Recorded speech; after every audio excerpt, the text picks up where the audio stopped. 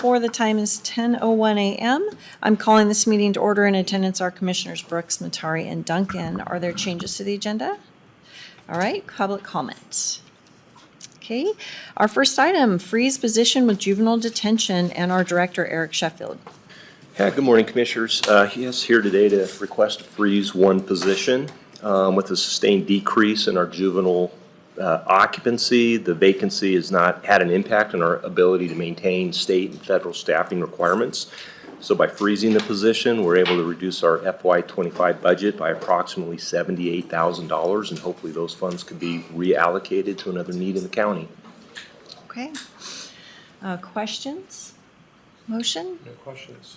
I move that we, I move that we freeze the position in juvenile detention. I second the motion. Bill Brooks. Aye. Commissioner Matari. Aye. Chair Duncan. Aye. So will that be in FY25 as well? That will Correct. we'll keep the position, but just keep it frozen?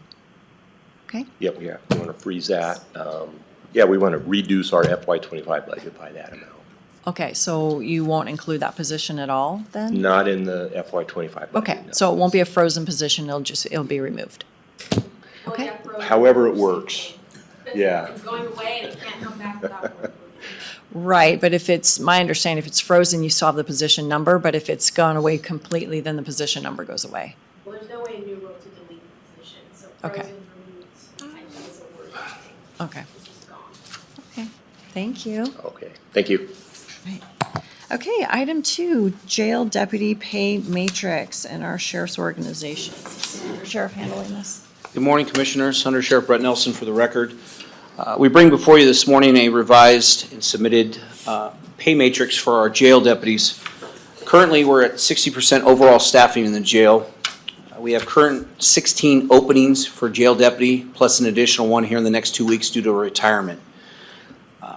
Based on current numbers in our backgrounds, we only have 4 prospective candidates in the background process for jail deputy. Two have been assigned to a background investigator, and 2 are completing their applications as we speak. To stay competitive within our market, and equally important to attract new applicants and also retain our current employees, this revised matrix in consideration and thought with HR is condensing it from a 9-year to a 7-year matrix, which in turn also increases our starting pay to be competitive with local agencies, specifically Spokane County. The new matrix rounds it again from 9 to 7 years, which is in line with our competitors, and also helps us to bring, or if you will, draw people out from their respective current occupations and also working from home. I know money is not the answer. We've spoken about that before, but I do want to say that your recent efforts, collaborative efforts in regards to both dispatch and patrol have resulted in net worth, that being multiple applications, but also hiring. We hired 2 additional dispatchers on Monday, and as of this next Monday, the April 8th, we'll be hiring 6 patrol deputies, and I have another one to interview on Monday itself. So the money is helping out in the attraction, but more importantly for the recruiting purposes, Captain Heil and also HR gave us some thought processes how we can continue to think outside the box, but this is going to help us in regards to hopefully attracting people to not only see the organization and the position for itself, but also draw them in from outside occupations within the area. The starting pay, as again it said, will be $28, but more importantly, the bottom line, annually the increase will be about $989,000. For fiscal year 24, the increase would be about $234,000. From the number from the auditor's office, currently we're trending to be about $500,000 over budget in our personnel costs, but because of our prisoner housing costs, we gain to seek about $1.6 million in revenue, which will help offset that $500,000. So again, I'm asking you to strongly consider allowing us to implement this pay matrix for purposes, again, of attraction and retaining our current employees, and not doing, I don't want to refer to it as the Band-Aid effect of continuous retention bonuses, when in turn it's trying to set it right now and move forward from this point on. No questions. All right. I'd just be curious to hear, if, obviously Commissioner Brooks spoke, if Commissioner Duncan, if you have any thoughts on this. This is something that's been going on in the county for a while. And I'm the newest commissioner, so I'd just be curious to hear thoughts on it. No, I think it's reasonable at this point, and will it be like the same as patrol as far as this certificate, and that training and that kind of thing to move through the matrix? Yes, as opposed to a 5-year, which is patrol, we will go to a 7-year stipulation in regards to the same considerations for how they progress through. I like how you're staying ahead of the curve. I hate to use cliches, but you're anticipating very well what's happening in our market. And again, it's with the collaboration with the board in regards to trying to see where we can be.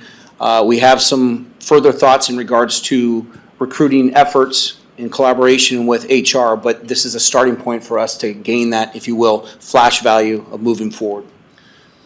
How many positions do you need to fill in order to fill all your positions? Was it 12, you said? It's 16 right 16. now, plus one in another 2 weeks. And just remember, that's just deputies. For control room operators, I believe 8, an additional 8. So we have deputies that are doing both roles now because of the understanding. So overall, excuse me real quick, we have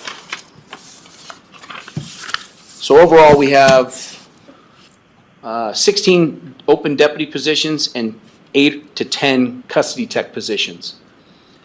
That's not control rooms, that's a different. That is control rooms, custody tech. Okay. Correct. Yeah, okay. So didn't we do a conversion from control room operators to actual detention deputies? Yeah, no, we didn't. We combined control room operators and booking clerks into custody tech.